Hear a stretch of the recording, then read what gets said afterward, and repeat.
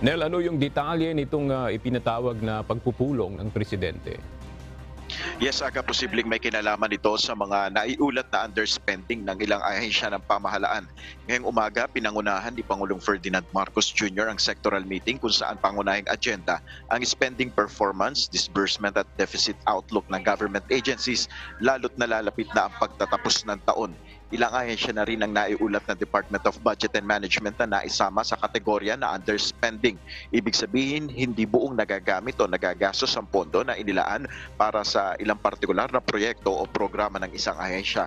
Ilan sa napabilang sa mga underspending ang Department of Agrarian Reform, Department of Social Welfare and Development at Department of Energy. Kabilang sa mga dumalo sa patawag na pulong ay sina Finance Secretary Benjamin Jokno, Department of Social Welfare and Development Secretary Rex Gatchalian, Presidential Communications Office Secretary Cheloy Garafil, DICT Secretary John Ivan Uy at Transportation Secretary Jaime Bautista. Yan muna ang ating update. Balik sa iyo, Aga.